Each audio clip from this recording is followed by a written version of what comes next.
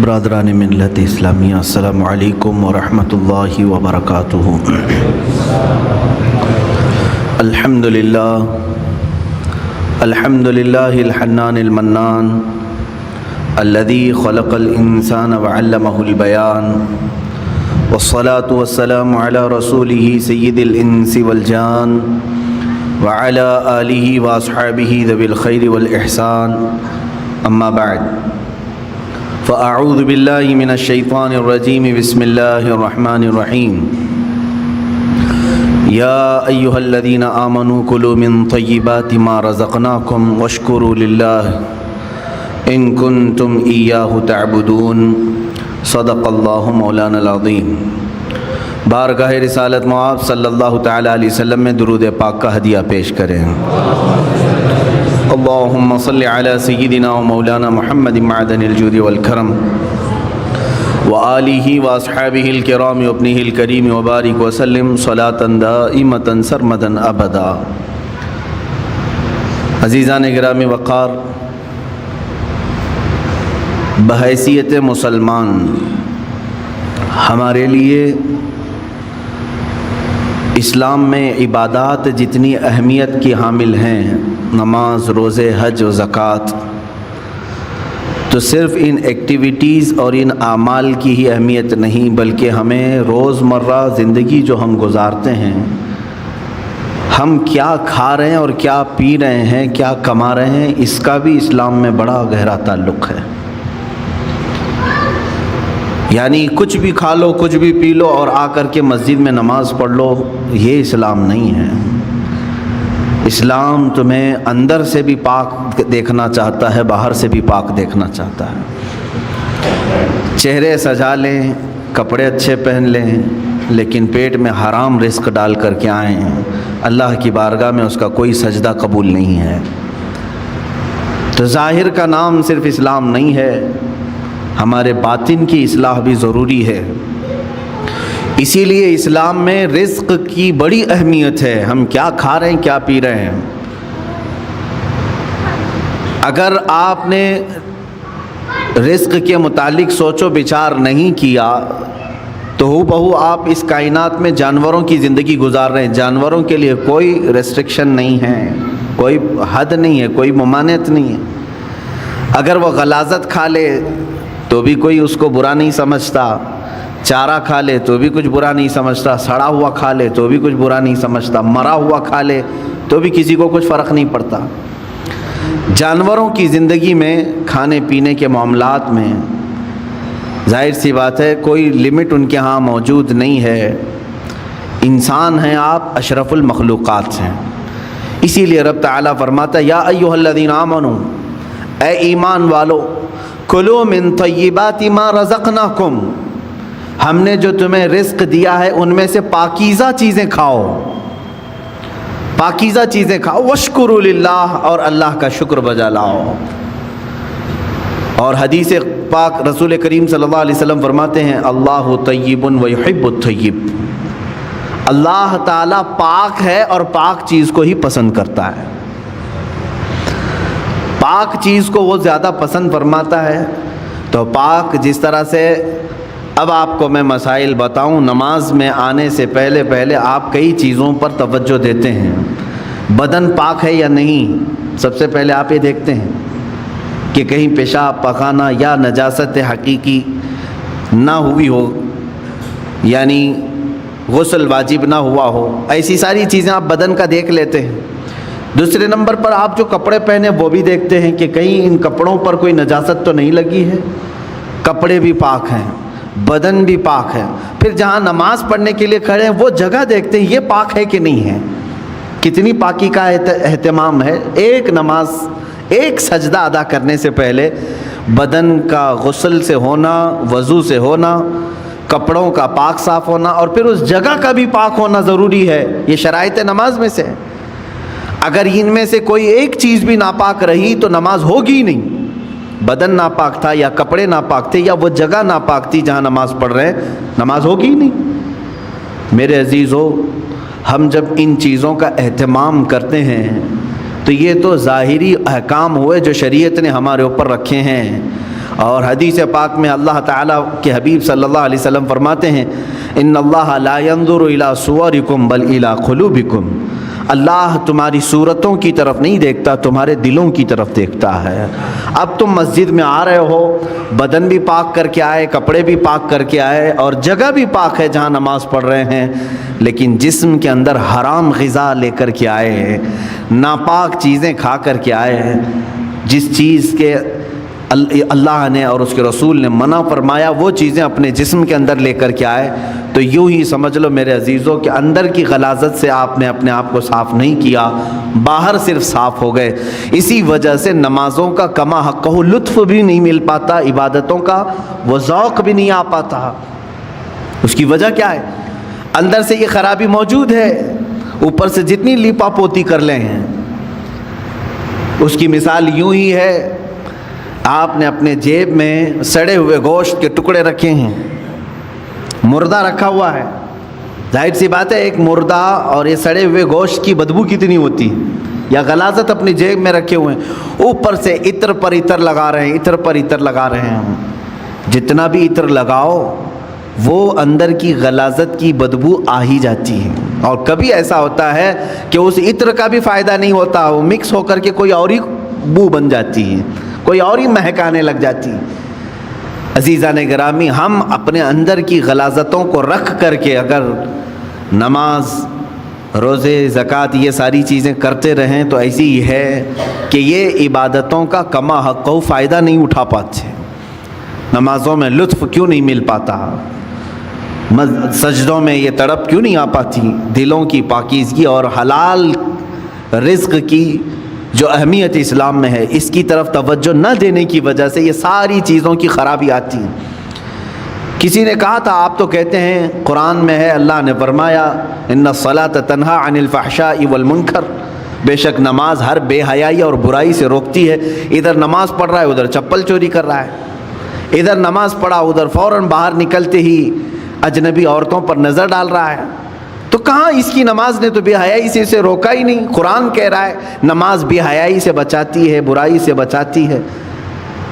ظاہر سی بات ہے آپ کا سوال حق ہے، نماز بے حیائی اور برائیوں سے بچاتی ضرور ہے، اس میں نماز کا قصور نہیں میرے عزیز۔ نماز کو جس انداز سے پڑھنے کا حکم دیا گیا تھا وہ نماز تم نے اگر پڑھ لیا ہوتا، ظاہر بھی پاک ہو باطن بھی پاک ہو، پھر دیکھو تمہیں نماز صرف بے حیائی اور برائیوں سے بچاتی نہیں بلکہ مولا کے قرب تک پہنچاتی ہے، اللہ رب العزت کے قرب تک پہنچاتی ہے۔ صاف سی بات ہے میرے عزیزو، اللہ کے حبیب صلی اللہ تعالیٰ علیہ وسلم کی ایک حدیث پاک میں ذکر کرتا ہوں آج۔ حضور اکرم صلی اللہ تعالیٰ علیہ وسلم ارشاد فرماتے ہیں، اے میرے صحابہ، ان قریب تم دیکھو گے میری امت پر ایک ایسا زمانہ آئے گا کہ لوگ حلال و حرام کی تمیز بھول جائیں گے، جو ہاتھ میں آیا وہ کھا لیں گے، اور یہ وہ زمانہ ہوگا کہ صبح مومن ہوں گے شام میں کافر ہو جائیں گے، رات کو مومن سوئیں گے صبح کافر اٹھیں گے، یصبح مؤمنا و یمسی کافرا۔ یہ وہ زمانہ آ گیا ہے میرے عزیزو، امت کا اکثر حصہ آج حلال و حرام کی تمیز بھول چکا ہے۔ ایک بات میں آپ کو بتاؤں، اللہ تعالیٰ نے قرآن پاک میں جو ہمارے لیے احکام بیان کیے کہ کون سی چیز تمہارے لیے سوٹیبل ہے، مجھے یہ بتاؤ کہ وہ ہمارا خالق ہے یا نہیں؟ اسی نے پیدا کیا ہے ہمیں، اور وہی بہتر جانتا ہے کہ ہمارے جسم کے لیے کون سی غذا سوٹیبل ہے۔ جس نے بنایا وہی بہتر جانتا ہے نا۔ جب اس نے قرآن پاک میں ہمارے لیے فرما دیا کہ تمہارے لیے حلال سوٹیبل ہے، صرف پاکیزہ غذائیں، اور اس نے تو تمہارے لیے اتنا اہتمام فرمایا، تفسیر میں نے پڑھا اللہ رب العزت نے اس اشرف المخلوقات کو اتنی عزت دی ہے کہ زندگی میں اگر سب سے زیادہ ضرورت کسی چیز کی ہوتی ہے تو کھانے پینے کی ہوتی ہے۔ بغیر کھائے پیے کون زندہ رہتا ہے؟ آپ بغیر کپڑوں کے رہ لیں گے، بغیر مکان کے رہ لیں گے، بغیر پیسوں کے رہ لیں گے، لیکن بغیر کھانے پینے کے بہت کم دن تک آپ رہیں گے۔ یہ سب سے زیادہ ضروری چیز ہے آپ کے لیے، کھانا پینا، ہوا پانی۔ لیکن پورے جانوروں کو دیکھو، ان کا رزق ان کے سامنے پڑا رہتا ہے، سر جھکا کر کھاتے ہی کہ نہیں کھاتے؟ بکری اپنا چارہ زمین پر چاٹ کر کے کھاتی ہے. بیل، بھینس، کتا، بلی، جس کو بھی آپ کھانا ڈالیں، پانی ڈالیں، دودھ ڈالیں، جو کچھ بھی ان کی غذائیں ڈالیں، وہ اپنا سر زمین پر رکھ کر کے اپنی زبان کو کھانے سے لگا کر کے کھاتی ہیں، سر نیچے کر کے کھاتی ہیں. اشرف المخلوقات کو اللہ تعالیٰ نے یہ عزت بخشی ہے کہ تمہارا سر رزق کے سامنے بھی جھکنے نہ پائے. یہ صرف اللہ نے اپنے لیے بنایا ہے، وہاں پر بھی جھکنے نہ پائے.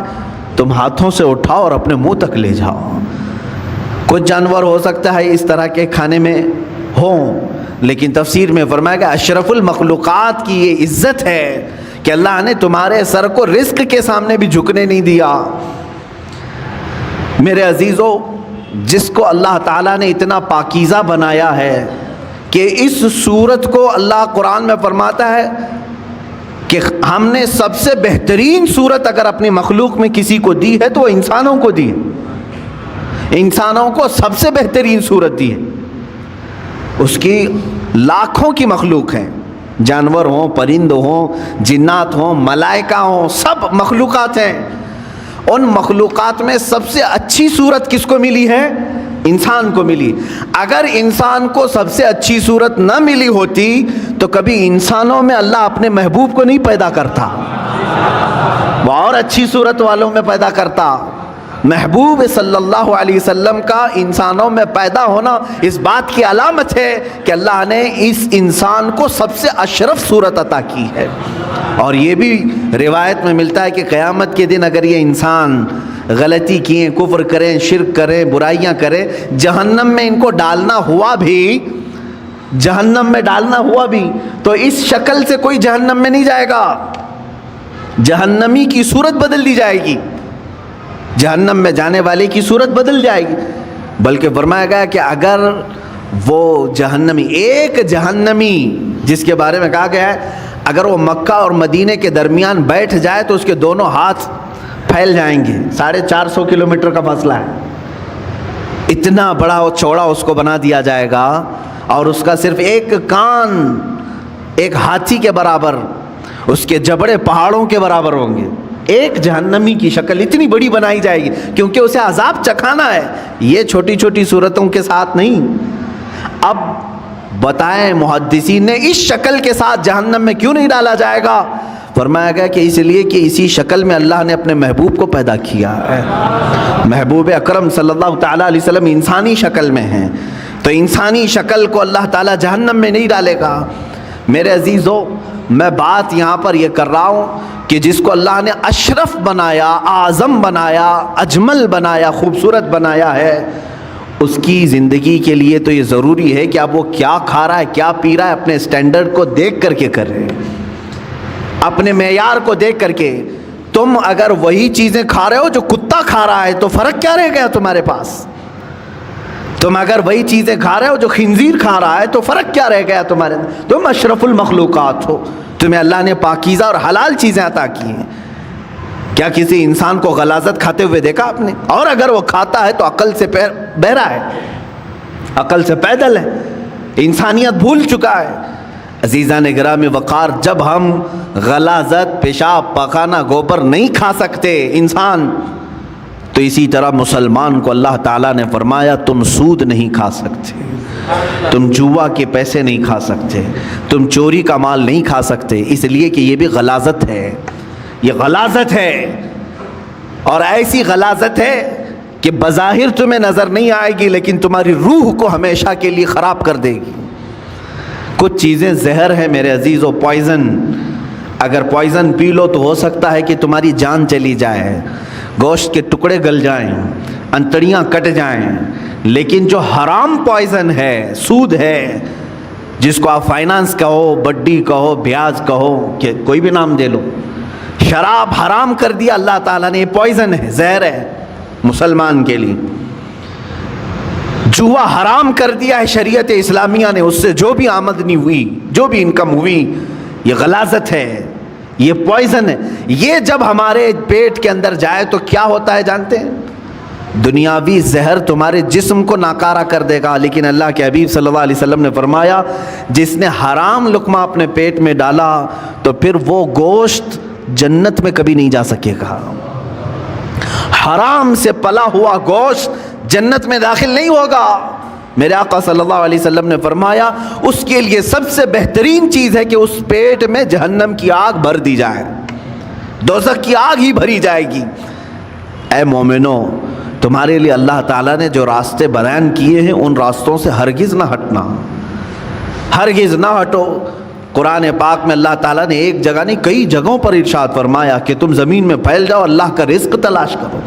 اب میں آپ کو یہاں ایک پریکٹیکلی بات بتا دوں، میں نے جن چیزوں کو منع آپ کے سامنے ابھی منع کے طور پر پیش کیا، چوری ہوئی یہ حرام ہے، سود یہ حرام ہے، جوا یہ حرام ہے، شراب کے پیسے یہ حرام ہے، یہ 4-5 چیزیں میں نے گنائے نا۔ آپ کو میں بتاؤں اللہ تعالیٰ کی یہاں پر موجودہ نعمتوں میں حرام بہت کم ہے، حلال کی تعداد بہت زیادہ ہے، حلال کی تعداد بہت زیادہ ہے۔ لیکن جس کی روح بیمار ہو، جس کا خاتمہ خراب ہونا ہو، وہ بہت زیادہ حلال کو چھوڑ کر کے چھوٹے سے حرام کے ایک ہی دروازے کو پکڑنے کی کوشش کرتا ہے۔ حلال دروازے دنیا میں 100 کی تعداد میں، تو حرام دروازہ ایک ہی ہے، لیکن داخل اس میں آسانی سے ہونے کی کوشش کرتا ہے بندہ۔ قرآن پاک میں آپ دیکھیں اللہ نے فرمایا حرم الربا، سود کو اللہ نے حرام کر دیا، لیکن اس کے بدل میں کیا کیا حلال ہے، یہ کبھی سوچا آپ نے؟ سود حرام ہے، بڑھا کر کے پیسہ لینا، بیاج یہ حرام ہے، اللہ نے فرما دیا، لیکن کیا اس کے علاوہ کوئی دوسرا راستہ ہے ہی نہیں پیسے کمانے کا؟ اللہ تعالیٰ نے فرمایا تجارت تمہارے لیے حلال ہے، ملازمت تمہارے لیے حلال ہے، کھیتی باڑی تمہارے لیے حلال ہے، نوکری تمہارے لیے حلال ہے۔ تم یہ تمام راستے، ایک سود کو حرام قرار دیا اور کئی راستے حلال کے اللہ نے خود تمہیں بتائے۔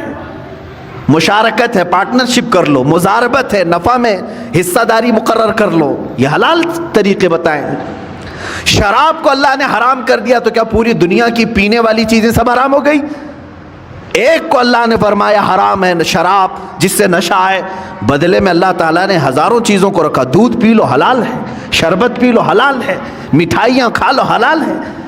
حلال کی تعداد دنیا میں بہت ہے، حرام کی تعداد کم ہے، لیکن انسان جب شیطانیت پر اتر آتا ہے تو ہزاروں حلال کو چھوڑ کر تھوڑے سے حرام میں ہی جانا پسند کرتا ہے۔ سورہ قیامہ کی آیت ہے، اللہ رب العزت فرماتا بل یرید الانسان لیفجر امامہ، انسان یہ چاہتا ہے کہ اس کے سامنے بے حیائی کی جائے، وہ پسند اسی چیز کو کرتا ہے اکثر۔ تمہیں اللہ تبارک و تعالیٰ نے اگر کسی چیز کو دیکھنے سے منع فرمایا اجنبی عورتوں سے، تو کیا تمہارے لیے کوئی عورت دیکھنا حلال ہی نہیں ہے؟ تمہاری ماں کو دیکھنے پر کعبہ مکرمہ دیکھنے کا ثواب رکھا گیا، تمہاری بہنوں کو دیکھنا تمہارے لیے حلال رکھا گیا ہے، تمہاری بیویوں کو دیکھنا حلال رکھا گیا ہے، بلکہ ثواب بھی رکھا گیا ہے، تمہاری بیٹیوں کو دیکھنا تمہارے لیے حلال رکھا گیا ہے، ثواب بھی رکھا گیا ہے۔ ایک اجنبی خاتون کو دیکھنا حرام اللہ نے فرمایا ہے، تو ایسا نہیں کہ پوری دنیا کی عورتیں تم کو دیکھ نہیں سکتے۔ عزیزان گرامی وقار، حرام کی تعداد کم ہے اور حلال کی تعداد زیادہ ہے، لیکن جس کے اندر جس کا باطن خراب ہو چکا ہو اس کی طبیعت حرام کی طرف ہی مائل ہوتی ہے۔ اللہ کے حبیب صلی اللہ تعالیٰ علیہ وسلم کی ایک حدیث میں سناؤں آپ کو۔ موسیٰ کلیم اللہ علیہ الصلاۃ والتسلیم کوہ طور پر جا رہے تھے، ایک بندے کو آپ نے روتے ہوئے گڑ گڑاتے ہوئے دیکھا، وہ دعا کر رہا تھا، اور کیسے دعا کر رہا تھا، اتنا رو چکا تھا وہ کہ اس کے کپڑے بھیگ چکے تھے آنسوؤں سے، اس کے آنسوؤں سے کپڑے بھیگ چکے تھے، رو رو کر کے زار و قطار وہ دعائیں کر رہا تھا۔ موسیٰ علیہ السلام جلیل القدر پیغمبر ہے، انہیں ترس آ گیا اس پر۔ طور پر جانے کے بعد اللہ کی بارگاہ میں انہوں نے اس کی سفارش کی، اے مولا وہ بندہ جو کوہ طور کے نیچے بیٹھا ہے تجھ سے اتنی دیر سے مانگ رہا ہے کہ آنسوؤں سے اس کے کپڑے تر ہو گئے ہیں، اس کی دعا سن لے مولا، اس کی دعا قبول کر لے۔ رب تعالیٰ نے فرمایا اے موسیٰ، مانگتے مانگتے اس کے ہاتھ آسمان کو پہنچ جائیں، روتے روتے وہ مر بھی جائے تو میں اس کی دعا قبول نہیں کروں گا۔ موسیٰ علیہ السلام نے عرض کیا مولا ایسا اس نے کیا کیا؟ رب تعالیٰ فرماتا ہے کہ اس لیے کہ اس کے بدن پر کپڑے حرام ہیں اور پیٹ میں لقمہ حرام ہے، حرام کا لقمہ اس کے پیٹ میں ہے اور حرام کا لباس اس کے جسم پر ہے۔ میں اس کی دعا کو اس کی موت تک قبول نہیں کروں گا. دعائیں نہیں جاتی ہیں، بار اجابت تک نہیں ٹکرائیں گی. دعاؤں کے قبول ہونے کی شرائط کبھی آپ نے پوچھا کسی سے جا کر کے؟ یہ شکایت تو سب کی ہے، بہت دعا کیا، بہت وظیفے پڑھے، اب تک کچھ بھی نہیں اثر ہوا، کچھ بھی نہیں قبول ہوا.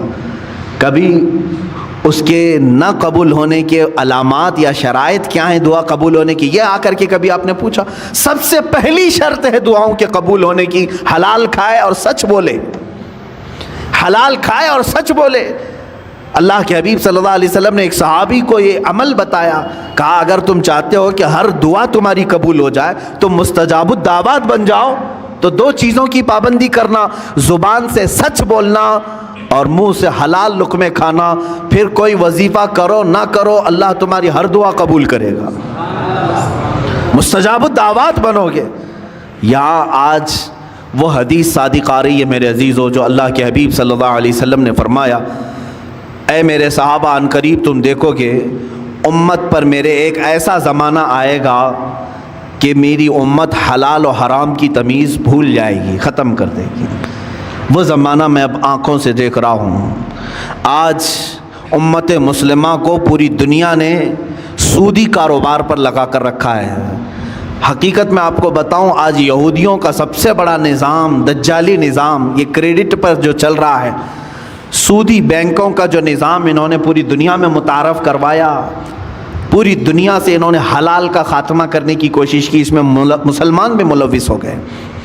بینکوں کے مسائل الگ ہیں لیکن تقریباً پوری دنیا کو انہوں نے سود پر لا کر کھڑا کر دیا، سود پر لا کر کھڑا کر دیا. اور سود کی نحوست ایسی ہے کہ جو بندہ اس میں ڈوب گیا وہ نحوستوں میں گرفتار ہو گیا. اللہ اور اس کے فرشتے اس بندے سے اپنی نظر ہٹا لیتے ہیں جو سود کی بلا میں ملوث ہو جاتا ہے. لیا ہے کسی سے سود پر پیسہ، استعمال کر رہا ہے اور بڈی بھر رہا ہے، اللہ تبارک و تعالیٰ اس بندے پر رحم نہیں فرمائے گا. لیکن یہ ہے، میں نے پڑھا ہے، سلطان عبد الحمید ثانی رحمۃ اللہ تعالیٰ علیہ، خلافت عثمانیہ کے ایک عظیم سلطان کا نام ہے، خلیفہ کا. ایک دن آپ نے اپنے وزیر سے کہا فلاں صاحب ہیں ان کو بلائیے. کوئی دکاندار تھے تو وزیر نے بلایا، وہ اندر آئے. سلطان نے اپنی جیب سے کچھ پیسے نکالے اور کہا کہ یہ آپ کا پورا ہو گیا، حساب کتاب صاف. بادشاہ وقت ہے، خلیفہ عبد الحمید ثانی، جس کی حکومت تقریباً آج کے 40 کنٹریز پر تھی، 40 ملکوں پر. وہ ایک بنیا سے دکان کے حساب کتاب کر رہا ہے اور پیسے واپس دے رہا ہے. وہ جب باہر نکلا بنیا تو وزیر نے پوچھا کہ آپ کو کیوں بلائے تھے خلیفہ اسلام، آپ کو کیوں بلائے تھے؟ کیا کہا؟ میرا ان کے اوپر کچھ قرضہ باقی تھا، مجھ سے انہوں نے قرضہ لیا تھا، وہ لوٹانے کے لیے بلائے. کہا وقت کا 40 ملکوں پر حکومت کرنے والا خلیفہ دکان کے ایک بنیا سے قرضہ لیا ہوا ہے؟ تو انہوں نے کہا ہاں، وہ بسا اوقات مجھ سے لیتے رہتے ہیں. اس کے بعد وہ چلا گیا. اس کی پریشانی بڑھ گئی. وزیر نے آ کر کے پوچھا کہ حضور یہ کیا معاملہ ہے؟ وہ سچ کہہ رہا ہے، آپ کو حقیقت میں ایسے چند سکوں کی یا پیسوں کی ضرورت پڑ گئی؟ میرے عزیزوں، سود کے بدلے میں اسلام نے کیا دیا ہے؟ بادشاہ خلیفہ سلطان عبد الحمید ثانی، اللہ ان پر رحم فرمائے، فرماتے ہیں میں نے ایک حدیث پڑھی تھی اللہ کے رسول صلی اللہ تعالیٰ علیہ وسلم کی کہ بندہ اپنی ضرورتوں کے تحت اگر کسی سے قرض حسن لیتا ہے تو ادا کرنے کی نیت ہو، لیا ہے ادا کرنے کی نیت ہو تو ادا کرنے کے زمانے میں جتنی دن تک وہ کوشش کرتا رہے گا اللہ کے نزدیک وہ رحم کرنے والا بندہ پایا جائے گا. خصوصی نظر اللہ کی اس پر ہوگی کہ یہ بندہ قرض میں ڈوبا ہوا ہے لیکن دینے کی نیت کیا ہوا ہے.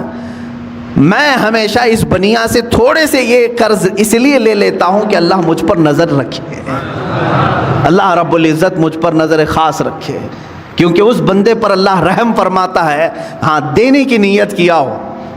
اور حدیث پاک میں یہ بھی ہے کہ قرض لیا ہے دینے کی نیت سے اور وہ کوشش میں لگ گیا دوسرے ہی دن سے مجھے دینا ہے مجھے دینا ہے، فرمایا اللہ تعالیٰ سارے فرشتوں کو اس کی مدد میں لگاتا ہے کہ اس کے لیے راستے کھول دو کہیں سے بھی آ جائے اس لیے کہ اس کا بوجھ اتر جائے۔ اس سے قبل بھی میں نے شاید بتایا ہو اس بات کو۔ اور جس کی نہ دینے کی نیت ہو، پیسہ لیا ہڑپ گیا، اس کے لیا کھا گیا، قرض ادا کرنے کی نیت نہیں، اس کے لیے بھی سن لو، فرمایا گیا کہ اگر دینے کی نیت نہ ہو تو اللہ تعالیٰ اس پر دروازے بند کرتا ہے، محتاجی پر محتاجی آئے گی۔ یہ کبھی نہ سمجھنا کہ اس قرضے کے بعد سب چکتا ہو جائے گا، ان قریب تم دوسرا اس سے بڑا قرضہ کسی اور سے لوگے، اس کے بعد تیسرا کسی اور سے لوگے، اس نحوست میں تمہاری موت آ جائے گی، تمہاری محتاجی نہیں جائے گی۔ ایک قرض اگر چکانے کی نیت نہ ہو، 100 قرضوں کا بوجھ تمہارے اوپر آ جائے گا، ذلیل ہو کر کے مریں گے دنیا سے۔ قرض ادا کرنے کی اگر نیت نہ ہو تو اس کے لیے وعید ہے۔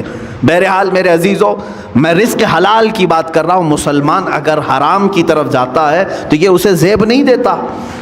جو اللہ اور اس کے رسول صلی اللہ تعالیٰ علیہ وسلم کو دل و جان سے مانتا ہو، اللہ کی بارگاہ میں سجدہ ریز ہوتا ہو اور اللہ کی حمد و ثنا بیان کرتا ہو اپنی زبان سے، اس زبان کو ہرگز یہ زیب نہیں دیتا کہ وہ اپنی زبان سے حرام لقمے اپنے پیٹ میں اتارے، حرام لقمے پیٹ میں اتارے۔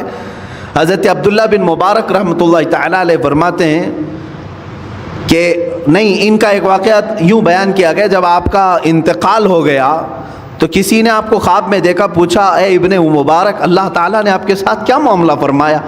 فرماتے میں تو بخشا گیا ہوں، لیکن میرے گھر کے سامنے ایک لوہار رہتا تھا، لوہے کا کام کرنے والا، اللہ نے میرے سے زیادہ اسے بلند مرتبہ عطا کیا ہے، مقام اس کا بلند ہو گیا ہے۔ تو لوگ جنہوں نے خواب میں دیکھا، علماء سے کہا کہ ایسے ایسے ہم نے خواب دیکھا، کہا کہ وہ لوہار ہے کہ حقیقت میں؟ کہا ہاں ہے۔ جا کر کے پوچھا گیا، اس کا بھی انتقال ہو چکا تھا، اس کی بیوی سے پوچھا گیا تیرا شوہر ایسا کیا کرتا تھا؟ کہا اس نے کہ وہ روزانہ اپنے ہاتھوں کی کمائی کھاتا تھا، ہاتھوں سے لوہے کا کام کرتا تھا، خود کی محنت کی کھاتا تھا۔ اب اگر آپ پوچھ رہے ہیں بہت ساری نیکیاں کیا ہیں، تو مجھے تو ایسی کچھ نظر نہیں آئی۔ 2 چیزیں تھی اس کی، 2 چیزیں تھیں۔ کہا کیا؟ ایک تو یہ کہ رات کو تھک کر کے آتا تھا، جب ہم سونے کے لیے تیار ہوتے اپنے گھر میں تو سامنے عبداللہ ابن مبارک کا گھر تھا اور وہ تہجد کے لیے کھڑے ہوتے تھے رات کو۔ میرا شوہر ہر دن یہ اٹھا کر ہاتھ یہ کہتا، اے اللہ کاش مجھے اتنی محنت نہ کر کے رزق زیادہ آ گیا ہوتا تو میں بھی رات بھر تیری عبادت کے لیے کھڑا ہوتا تھا۔ روزانہ یہی کہتا تھا، میرے پاس بھی رزق کی وسعت آ جائے تو میں بھی رات بھر کھڑا ہو جاتا۔ دوسری چیز ایک یہ تھی اس کی کہ لوہے کو گرم کرتا تھا آگ میں اور ہتھوڑا اٹھاتا تھا، ہتھوڑا اٹھا کر کے پیٹنا ہوتا ہے لوہے کو شکل دینے کے لیے، لیکن جیسے ہی گرم ہو جاتا لوہا اور اس نے ہتھوڑا اٹھایا، اذان کی اگر آواز آ جاتی تو ہتھوڑا پیچھے پھینک دیتا تھا۔ وہ کہتا اب میرے مولا نے مجھے پکارا ہے، اس کے بعد مارا ہوا ہتھوڑا میرے لیے حلال نہیں ہے۔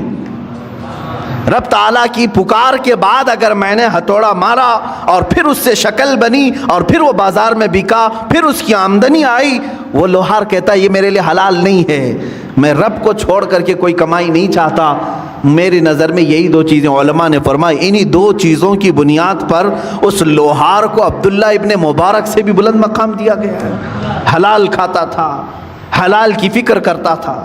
عزیزان گرامی وقار، رزق حلال کے دروازے آج بھی کشادہ ہیں، بہت ہیں، لیکن آج معاشرے کو میں دیکھ رہا ہوں کہ جن کی آج سب سے زیادہ ایکٹیویٹی بڑی ہوئی ہیں مسلمانوں کی۔ آپ کو معلوم ہے سب سے زیادہ لوٹے کون جاتے ہیں؟ مسلمان لوٹے جاتے ہیں۔ دنیا کو یہ معلوم ہے کہ یہ ایسے ہیں جو محنت کم کرنا چاہتے ہیں اور کمانا زیادہ چاہتے ہیں، ان سے کام کاج زیادہ نہیں ہوتا مسلمانوں سے، تو ان کو راتوں رات بادشاہ بننے کی فکر ہوتی ہے۔ آپ دیکھ لینا جا کر کے، تجزیہ کر لو، لاٹری لگانے میں سب سے زیادہ وہ مسلمان آگے ہوں گے۔ ان کو ایسا لگتا ہے کہ راتوں رات میں کروڑ پتی بن جاؤں گا۔ چیٹ فنڈ کمپنیاں جتنی آتی ہیں اس میں مال مسلمانوں کا لگتا ہے۔ یہ چیٹ فنڈ کمپنیاں آتی ہیں جو 1 لاکھ کو 2 لاکھ بناتی ہیں سال بھر کے بعد، اور دیتی بھی ہیں شروع میں، اور اس کے بعد چند سالوں کے بعد پورا کا پورا مال لے کر کے فرار ہو جاتی ہیں۔ حیدرآباد میں ہوا، بنگلور میں ہوا، ممبئی میں، یہ کنٹینیو چلتے رہتے ہیں۔ میں آپ کو بتاؤں، چیٹ فنڈ کمپنیاں نئی نئی آتی رہیں گی، ان کو پوری ٹریننگ دی جاتی ہے چلانے کی، نئی نئی اسکیمیں لانے کی، اور جو ڈسے ہوئے ہیں مسلمان، اب بھی اگر نئی کمپنی آئے تو پھر جا کے بھریں گے، پھر بھریں گے۔ کیوں؟ حلال کھانے کی جب فکر نہ ہو، محنت کرنے کی جب عادت نہ ہو، تو شیطان اسی طرح سے ان کے ذہن کو ورغلاتا ہے، اور راتوں رات اپنے پورے پیسے لگا کر کے ڈبل چاہتے ہیں۔ یہی تو سود ہے، یہی تو بیاج ہے جو حرام کھانے کی فکر ہے۔ اور آج کرکٹ کی دنیا میں جو پیسے لگائے جا رہے ہیں، اور جان بوجھ کر کے اس زمانے میں مسلمانوں کو، نوجوانوں کو اس میں مبتلا کیا گیا ہے کہ تمہارا مال ختم ہو جائے۔ حیرت کی بات ہے کہ پہلے شرم محسوس کرتے تھے لوگ بیاج کہنے کو، سود کہنے کو، گیمبلنگ کہنے کو، جوا کہنے کو۔ کرکٹ کے نام پر دنیا تمہیں جوئے میں ملوث کر رہی ہے اور تم خوشی سے کھیلے جا رہے ہو۔ یاد رکھو، جس نے جوئے کو دیکھا، جوا بازی کیا نہیں، کھیلا نہیں، دیکھتا رہا، اللہ رب العزت کا عذاب اسے گرفتار کرے گا۔ سب سے بڑا عذاب اللہ کا یہ ہے کہ موت سے پہلے ایمان چھین لیا جائے، خطرناک عذاب ہے اللہ کا۔ جوا اللہ رب العزت کی بارگاہ میں ہرگز پسند نہیں۔ انما الخمر والمیسر والانصاب رجس من عمل الشیطان، اللہ فرماتا ہے شیطان کی غلاظتوں میں سے ہے یہ جوا، شیطان کی غلاظتوں میں سے، شیطان کے پخانوں میں سے ہے یہ۔ اتنی غلیظ چیز ہے جس کو آج فخر کے ساتھ کر رہے ہیں، بیٹنگ لگانا، بکنگ کرنا، اور آج کرکٹ کے نام، آئی پی ایل کے نام پر۔ اب یہ دیکھیں، پہلے تو گورنمنٹ میں بھی اس طرح کا جرم سمجھا جاتا تھا نا، بیٹنگ کرنا اور پیسے لگانا، میچ فکسنگ کرنا، یہ سب جرم سمجھا جاتا تھا، بلکہ آج تو یہ ہے کہ اسی نام پر یہ کھیل چل رہے ہیں، اسی نام پر۔ مجھے ہمارے ایک بچے نے کہا کہ اب تو ایپ بنا دیا گیا ہے، ایپلیکیشن، کہ کہیں ادھر ادھر ایجنٹوں کو پیسے دینے کی ضرورت نہیں، ایپلیکیشن بن کر کے آیا ہے، اسی میں آپ پیسے ڈال دو اور میچ میں جتنے پیسے لگانا ہے لگاؤ۔ شروع میں جو لگاتا ہے اسے لگ کر کے بھی آ جاتے ہیں، اور یہ خوش ہو جاتا ہے نوجوان، میں نے 500 لگایا تھا، 1000 آ گئے میرے پاس۔ اللہ کی پناہ میرے عزیزو، تمہارا ایمان غارت ہو جائے گا، ختم ہو جائے گا۔ یہ میچ فکسنگ کے معاملات، بکنگ، بیٹنگ، یہ پورا کا پورا جوا کھیل رہے ہیں بچے ہمارے ہیں۔ سنو حدیث پاک، میرے آقا صلی اللہ تعالیٰ علیہ وسلم نے فرمایا، جو سود کھایا یا جوا کھیلا، توجہ، جوا کھیلا، میں خالی کرکٹ کی بات نہیں کر رہا ہوں، ہمارے بچے اپنی فٹنس کے لیے بہت سارے کھیل کھیلتے ہیں، میں نے کبھی ان کو نہیں روکا، آپ ورزش کی نیت سے بہت ساری چیزیں، لیکن وہی پیسہ لگا کر کے کھیلا، جوا ہو گیا، جوا ہو گیا، پورا کا پورا جوا ہے، گیمبلنگ ہے۔ حدیث پاک میں ہے، جو جوا کھیل کر کے آیا، سود کا لقمہ کھا کر کے، اگر وہ مسجد میں آ بھی گیا اور وضو کیا، میرے آقا فرماتے ہیں اس نے خنزیر کے خون سے اپنے ہاتھ اور پیروں کو دھویا ہے، اس نے اپنے چہرے کو اور اپنے ہاتھوں کو خنزیر کے غلیظ جانور کے خون سے رنگا، اس کا کوئی وضو نہیں ہے، اس کی کوئی نماز نہیں ہے۔ اے مسلمانوں، کیا تم یہ چاہتے ہو کہ تمہاری عبادتیں منہ پر مار دی جائیں؟ بچوں کو آج مجھے بیدار کرنے کی ضرورت ہے، اس لیے میں نے آج گفتگو کی۔ اے میرے عزیزو، یہ دنیا جو تماشے دکھا رہی ہے، یہ تماشے ہیں۔ یہ جو دنیا لہو و لعب کی باتیں کر رہی ہے، قرآن نے بہت پہلے فرما دیا، انما الحیات الدنیا لہو و لعب، دنیا کی پوری زندگی کھیل کود ہے، تماشا ہے۔ چند دنوں کے بعد ویرانی آ جائے گی، چند دنوں کے بعد سناٹا ہے۔ بعض بزرگوں نے یہ فرمایا، پوری دنیا کی مثال اسٹیڈیم کی طرح ہے، کھیل کی طرح ہے، پلیئرز آ رہے ہیں، لوگوں کے دیکھنے کی بھیڑ جمع ہے، آوازیں ہو رہی ہیں، کھیل ختم ہوا، ساری سیٹیں خالی، پلیئر بھی چلے گئے، بچا کیا؟ خالی گراؤنڈ۔ تمہاری زندگی دنیا میں ایسی ہی ہے، تم آئے ہو ہنسی خوشی کھیل کود سب چیزوں میں اپنی زندگی ختم کیے، اچانک ملک الموت کا پنجہ پڑے گا، اور پھر جب تم قبرستان میں لے جائے جاؤ گے تو سارا کا سارا سناٹا ہوگا، کچھ نہیں، اب دنیا کا شور شرابہ کچھ نہیں، وہاں پھر سزا دینے والے فرشتوں کی چنگار سنائی دے سکتی ہے۔ عزیزان گرامی وقار، ہمارا جب عقیدہ آخرت پر ہے، آخرت پر. مجھے ایک بڑی اچھی بات یاد آتی ہے. ایک بڑے عالم دین تھے, ان کے متعلق میں نے پڑھا.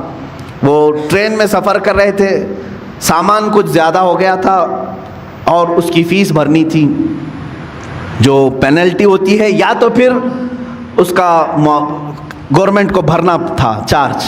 ٹی ٹی جو تھا اس نے کہا مولانا صاحب رکھ لیجئے, میں ہی ہوں سفر پر, اگلے اسٹیشن تک میں ہوں, میرے بعد جو ٹی ٹی آئے گا اس کو میں نے کہہ دینا ہے, میں بتا دوں گا کہ مولوی صاحب سفر پر ہیں, وہ بھی آپ کو کچھ فائن نہیں لگائے گا اور آگے اسٹیشن تک آپ کو چھوڑ دے گا.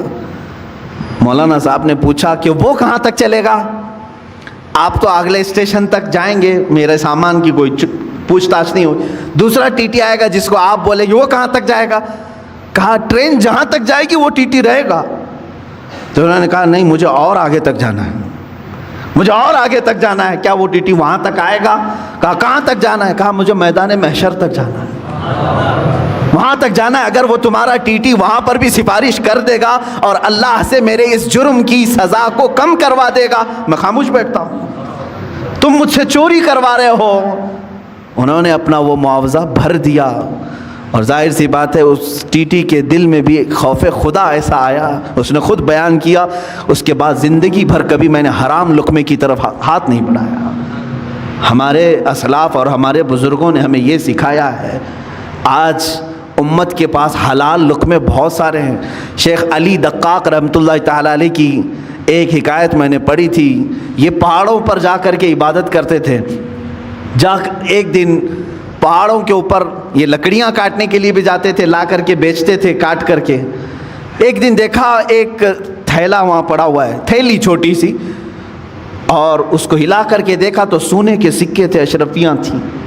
ظاہر سی بات ہے راستے میں اگر کسی کو سونے کی اشرفیاں مل جائیں تو اس کے کیا ہے, وارے نیازیں ہیں. اور انہوں نے اٹھایا, کہا کہ دل تو نہیں چاہتا کہ اس میں سے میں اپنے لیے کھاؤں, یہ لقطہ ہے, لقطہ کے احکام الگ ہیں شریعت. انہوں نے کہا میں یہ کسی مستحق کو دے دوں گا. لے لیا, دل میں ذرا برابر خرابی نہیں آئی. نیچے آئے, پہاڑ سے اتر کر کے دیکھا ایک حبشی غلام کالا, جس کے ہونٹ چوڑے تھے, معذور تھا, ہاتھ نہیں تھے پیر تو تھے, معذور شخص تھا, بیٹھا ہوا تھا, پسینے میں شرابور تھا. شیخ علی فرماتے ہیں مجھے لگا اس سے زیادہ مستحق کون ہوگا, اس کے پاس کھانے پینے کی کوئی چیز نہیں, کچھ نہیں. آپ لے جا کر کے وہ سونے کے سکے والی جو تھیلی ہے, اشرفیوں کی تھیلی, اس حبشی غلام کو دے دیتے ہیں, لے تو اپنے خرچے کر, اس میں مزے کے ساتھ زندگی گزار. اس حبشی نے کہا اے علی دقاق, لے جاؤ اس کو, جہاں سے اٹھایا وہیں رکھو, پچھلے 1 سال سے روزانہ میں دیکھ رہا ہوں, پچھلے 1 سال سے میں اس کو روزانہ دیکھ رہا ہوں, آج تک ہاتھ نہیں اٹھایا.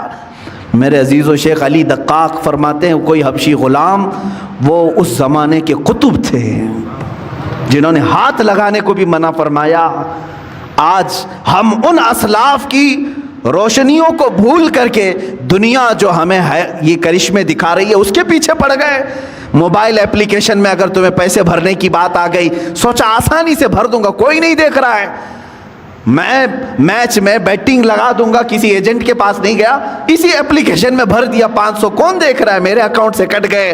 یاد رکھو اللہ رب العزت علیم و خبیر ہے, لا تأخذہ سنۃ ولا نوم, جس کے پاس تمہیں فیصلہ دینا ہے اسے تو اونگ بھی نہیں آتی, نیند بھی نہیں آتی. ہم سے بچ لو گے, آج دنیا سے بچ لو گے, دوست و احباب کو چھپا کر کے تم جوا کھیل لو گے, لیکن دوست و احباب تمہارا نہ فیصلہ کرنے والے ہیں نہ تمہیں سزا و جزا دینے والے ہیں. جس کے پاس فیصلہ ہونا ہے اس کی تو شان یہ ہے کہ اسے اونگ بھی نہیں آتی, وہ غافل بھی نہیں ہے کسی چیز سے, تمہارے حالتیں, تمہارے دل کی خبریں وہ سب جان رہا ہے. تو یاد رکھو جو نوجوان اس آفت اور بلا میں ملوث ہو گئے ان کے لیے میں کہوں گا کہ تمہارے لیے دردناک عذاب ہے, دردناک عذاب ہے. یہ راستہ جو تم نے چنا ہے یہ اسلامی راستہ نہیں ہے. اب حرام کی جو وعیدیں ہیں جانتے ہو, اللہ اکبر, میرے آقا صلی اللہ تعالی علیہ وسلم نے فرمایا جس نے حرام لقمہ کھایا, سود کا ہو کہ جوا کا ہو, حدیث میں سود کے لیے یہ لفظ آیا ہے, جو راتوں رات کمانے کے چکر میں خواب دیکھتے رہتے ہیں ان کے لیے بھی سنے آپ, پیسے 1 لاکھ روپے ہیں تو سوچتے مارکیٹ میں گھما دوں گا، لگ کر کے تو آ جائیں گے، لوگ اپنی ضرورتوں کے اعتبار سے یوز کر لیں گے اور مجھے بڑھا کر کے دے دیں گے۔ یہ جو سودی کاروبار میں جو لوگ ملوث ہیں، میرے آقا صلی اللہ علیہ وسلم فرماتے ہیں یہ سود 1 لاکھ 2 لاکھ کھانے کی بات الگ ہے، جس نے 1 درہم کھایا، 1 لقمہ کھایا، گویا کہ اس نے خانہ کعبہ کے سامنے اپنی ماں سے زنا کیا۔ معاذ اللہ رب العالمین، 100 بار معاذ اللہ۔ رونگٹے کھڑے ہو جاتے ہیں، اس طرح کی وعید آئی ہے، اتنی خطرناک وعید کسی اور گناہ پر میں نے نہیں پڑھی، اتنی سخت وعید ہے حرام لقموں کے متعلق۔ مسلمانوں کو تو ان حالات میں میرے عزیزو اللہ کی بارگاہ میں جواب دینا ہے، ہر نوجوان کو، ہر مرد کو، ہر عورت کو۔ تمہارے لیے حلال راستے کشادہ ہیں، تم نہیں جانتے کہ اپنے محنت سے کمانے کے متعلق میرے آقا صلی اللہ علیہ وسلم نے کیا فرمایا؟ فرماتے ہیں اللہ رب العزت کی بارگاہ میں سب سے پسندیدہ عمل کیا ہے؟ دیکھیں تقریباً اللہ تعالیٰ نے 1,24,000 کم و بیش نبیوں میں ایک لقب میرے آقا کو عطا فرمایا، اس لقب کے ساتھ کسی اور نبی کو نہیں بلایا گیا، وہ حبیب اللہ، اللہ کا حبیب۔ حضور صلی اللہ علیہ وسلم کو کہا گیا حبیب اللہ، لیکن یہی لقب اللہ تعالیٰ نے ایک اور جگہ فرمایا، میرے آقا صلی اللہ علیہ وسلم فرماتے ہیں الکاسب حبیب اللہ، اپنے ہاتھ سے حلال کھانے والا بھی حبیب اللہ ہے، اپنے ہاتھ سے محنت کر کے حلال کھانے والا حبیب اللہ ہے۔ ہاتھ سے محنت کر کے کھانے کا مطلب یہ نہیں ہے کہ پھوڑا اٹھائے، کدالی اٹھائے، یہی نہیں ہے۔ ہاتھ سے محنت کرنے کے بہت سارے معاملات ہیں، تم آفس میں بیٹھ کر کے ورک کر رہے ہو، یہ بھی محنت ہے تمہاری، تجارت کے دیکھ ریکھ کر رہے ہو، یہ بھی محنت ہے تمہاری، لیکن حرام راستے پر نہ گیا ہو۔ کاشتکاری کرنے والا حلال کما رہا ہے، ٹھیلا کھینچنے والا حلال کما رہا ہے۔ عزیزان گرامی، حلال کمانے میں کبھی اپنے آپ کو ہلکا بھی مت جاننا کہ عیب ہے یہ۔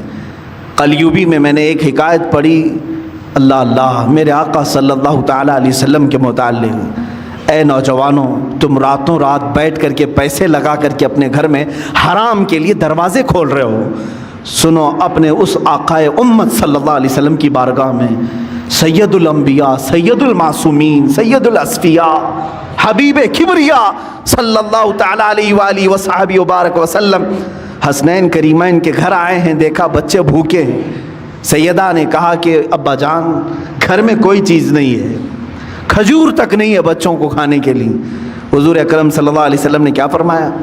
اے فاطمہ میں جاتا ہوں، دیکھتا ہوں کہ کوئی مزدوری مل جائے تو میں کروں گا اور کما کر کے لاؤں گا۔ کون کہہ رہا ہے؟ اللہ کے حبیب صلی اللہ علیہ وسلم۔ مولانا شہاب الدین قلیوبی نے یہ حکایت لکھی ہے، فرماتے ہیں کہ میرے آقا صلی اللہ تعالیٰ علیہ وسلم مدینے کے باغیچوں کو دیکھتے ہوئے گئے، دور ایک باغیچے کے پاس آپ نے دیکھا کہ ایک مالک باغیچے کا پانی کنویں سے نکال کر کے ڈال رہا تھا درختوں پر۔ حضور اکرم صلی اللہ تعالیٰ علیہ وسلم نے ارشاد فرمایا کیا مجھے یہاں تیرے باغیچے میں کوئی کام مل سکتا ہے؟ اس نے کہا ہاں، تم میرے اس کنویں سے ڈول گھڑا پانی بھر کر کے درختوں پہ ڈالو، میں بدلے میں کھجوریں دوں گا، 1 گھڑا پانی ڈالو گے تو 2 کھجوریں دوں گا۔ اللہ کے حبیب صلی اللہ تعالیٰ علیہ وسلم نے رسی لی، اس گھڑے کو باندھا، ڈول کو باندھا اور پانی کھینچنا شروع فرمایا اور اپنے ہاتھوں سے اٹھایا اور درخت پر ڈالا، درخت کو سینچا، 2 3 4 درختوں کو سینچا، چوتھی یا تیسری مرتبہ رسی ٹوٹ گئی اور گھڑا ڈول کنویں میں گر گیا۔ یہ اللہ کے حبیب صلی اللہ تعالیٰ علیہ وسلم کی بات کر رہا ہوں۔ میرے عزیز بچوں، نوجوانوں، جب تمہارے ہاتھ میں حرام کاریاں شیطان دے دے تو میرے نبی کو یاد کر لینا اس دن۔ میں آج کیا کر رہا ہوں؟ مدینے کے تاجدار صلی اللہ تعالیٰ علیہ وسلم اپنے ہاتھ سے رسی کھینچ کر کے ان کو تو اللہ جنت کے دسترخوان اتارتا تھا، لیکن اپنی امت کے لیے میرے آقا نے یہ درس دیا۔ رسی ٹوٹ گئی، گھڑا اندر گر گیا، باغیچے کا مالک نہیں جانتا تھا، آیا اس نے ہاتھ اٹھا دیا، مزدوروں کے ساتھ جس طرح کیا جاتا ہے۔ اللہ کے حبیب صلی اللہ تعالیٰ علیہ وسلم نے جواب نہیں دیا، میرے آقا صلی اللہ تعالیٰ علیہ وسلم نے جواب نہیں دیا، اس لیے کہ میں مزدوری کر رہا ہوں یا کام کر رہا ہوں۔ آپ نے گھڑے کو نکالا، پھر رسی کو باندھ کر کے اس کو دے دیا۔ غالباً اس دن 6 یا 8 کھجوریں ملی، وہی لے کر کے حسنین کریمین کو کھلانے کے لیے میرے آقا تشریف لائے، گھر میں تشریف لائے وہی کھجوروں کے ساتھ۔ کائنات کا آقا و مولا اپنے ہاتھوں سے کما کر کے اپنے بچوں کو کھلا سکتا ہے، اور تم راتوں میں بیٹھ کر کے گیمبلنگ کر کے جوئے کھیل کر کے اپنے گھر کو جہنم کی آگ سے بھرنا چاہتے ہو۔ کیسی امت ہے میرے آقا کی۔ حضور اکرم صلی اللہ تعالیٰ علیہ وسلم نے کسی کو یہ چیز بیان نہیں کی، لیکن جس نے ہاتھ اٹھایا تھا اس کے بعد اسے احساس ہونے لگا کسی حسین چہرے پر میں نے ہاتھ اٹھایا ہے، چاند جیسا کوئی میرے باغیچے میں اترا تھا۔ بعد میں بے قراری اتنی بڑی کہ جو گزرتا تھا اسے پوچھتا تھا کہ ایک ایسی شخصیت میرے ہاں آئی تھی، کون ہے یہ؟ لوگوں نے کہا کہ وہ تو محمد رسول اللہ تھے صلی اللہ علیہ وسلم۔ اس نے کہا وہی ہے؟ کہا ہاں۔ اس نے ندامت اور شرمندگی کی وجہ سے تلوار اٹھائی اور اپنا ہاتھ کاٹ دیا۔ کہا مجھے اس ہاتھ کی ضرورت تھی، میں نے ہاتھ اٹھا دیا۔ اسی حالت میں وہ مسجد نبوی آیا، اللہ کے حبیب صلی اللہ تعالیٰ علیہ وسلم کے پاس شام کے وقت آیا، زار و قطار رونے لگا، مجھ سے گستاخی ہو گئی، میں نہیں جانتا تھا، اور میں نے کبھی یہ نہیں سوچا تھا کہ اللہ کا رسول باغیچے میں میرے آ کر کے ڈول سے پانی سینچے گا، پانی نکال کر کے درختوں پر ڈالے گا۔ اللہ کے حبیب صلی اللہ علیہ وسلم نے کسی کو کچھ نہیں کہا، اس کے ہاتھ کو لے کر کے پھر سے مونڈے سے جوڑا اور اپنا لعاب پاک لگا کر بھیج دیا۔ صحیح ہو گیا وہ بندہ۔ میں نے کلیوبی میں یہ بات پڑھی ہے، صرف اس لیے عرض کرتا ہوں آج بچوں کو، نوجوانوں کو، تم کو شیطان یہ راستہ دکھاتا ہے کہ تم جہنم کی آگ اپنے گھروں میں، اپنے برتنوں میں، اپنے پتیلیوں میں بھر دو حرام رزق سے، اور اللہ کا حبیب صلی اللہ تعالیٰ علیہ وسلم تمہیں یہ درس دیتا ہے، رسول کریم صلی اللہ علیہ وسلم تمہیں یہ راستہ دکھاتے ہیں کہ تمہارا گھر حلال کی برکتوں سے منور ہو جائے، تم کھاؤ، نور پیدا ہو۔ جس کے گھر میں حلال رزق ہوتا ہے اس کو عبادتوں کا ذوق بڑھ جاتا ہے، اس کے سجدوں میں لذت زیادہ ہو جاتی ہے، وہ مسجد سے نکلنے کی خواہش کبھی نہیں کرتا، وہ اللہ کی بارگاہ میں ملاقات کی خواہشیں زیادہ کرنے لگ جاتا ہے۔ حلال جب جسم کے اندر نہ ہو تو پھر اس کے پیٹ میں غلاظتیں ہی زیادہ، افکار و نظریات خراب، پراگندہ اور ہمیشہ حرام کاری کرنے کی خواہشیں پیدا ہونے لگتی ہیں۔ سیم یہی مثال ہے کہ اس پیٹ میں تم غلاظت ڈالو گے، ہاتھوں اور پیروں سے غلیظ کام ہی ہوں گے۔